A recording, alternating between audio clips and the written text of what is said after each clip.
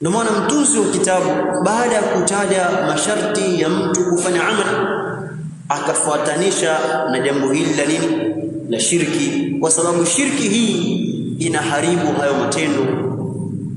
Hii ndio shari ambayo yatakiwa Waislamu waijue ili wajiepushe nayo. Sawa. Sahabi jalil Hudhaifa ibn al-Yaman radhiallahu anhu wa ardah anasema kana an-nasu yas'aluna Rasulullah sallallahu alayhi wasallam 'anil khairi wa kuntu as'aluhu 'anil sharri makhafata an yudrikani. Sawa.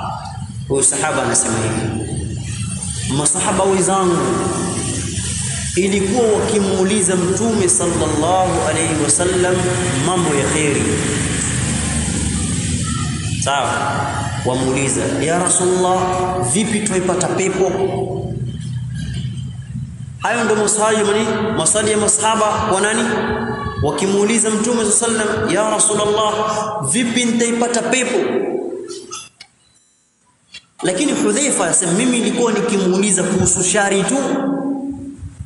Ya Rasulullah, vipi nitaepuka na moto? Hayo ndio maswali yake. Kwa nini ilikuwa anauliza kuhusiana na shari peke yake? Asema makhafata an yudrikani, naogopea hiyo shari ambaye naiulizia isije ikanipata. Unaelewa?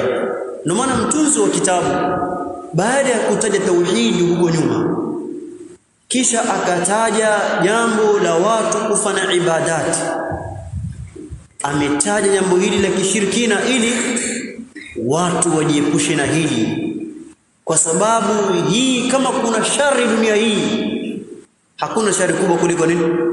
Kuliko shirki. Sasa mnaelewa? Naam.